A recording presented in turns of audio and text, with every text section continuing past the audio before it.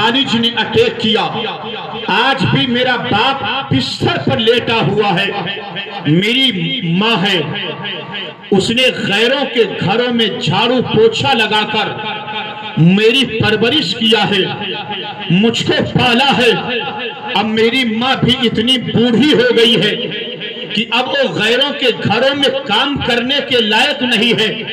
میں اس امید میں اپنی 32 سال کی عمر تک انتظار کرتی رہی, شاید کہ کوئی نوجوان میرے دروازے تک نکاح کا پیغام لے کر آ جائے, شاید کسی مسلم کے گھر سے میرے دروازے پر نکاح کا پیغام آ جائے, میرے ہاتھوں میں بھی مہندیاں لگ جائیں.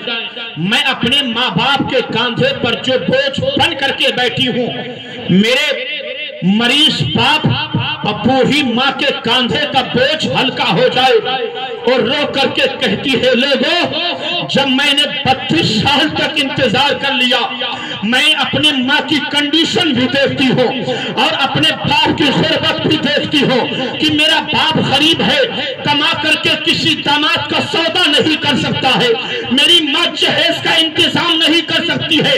تو 32 سال کی عمر کے بعد آج ہم نے یہ فیصلہ کیا ہے کہ معاذ اللہ رب العالمین, آج میں نے اپنا ایمان اور اسلام کا سودا کر کے میں نے غیروں کے ہاتھ میں ہاتھ دے کر کے شادی رچا لیا ہے تاکہ میرے بوڑھے ماں باپ کا بوجھ ہلکا ہو. اللہ اکبر. آپ ذرا سننا یارو, آج یہ کسی کے بیٹی تک یہ فتنہ پہنچا ہے, آج یہ ارتداد کا طوفان کسی کے بہن کے دروازے تک پہنچا ہے. اللہ نہ کرے ایسا ہو, کبھی یہ فتنہ میرے دروازے پر بھی آ سکتا ہے, کبھی یہ طوفان میری چوکھٹ پر بھی آ سکتا ہے. لہذا میں ہندوستان بھر کے نوجوانوں سے میں درد بھرے انداز میں گزارش کرتا ہوں, نوجوانوں اپنے بہنوں کی ایمان کی حفاظت کرنا صرف یہ اہل علم کی ذمہ داری نہیں ہے,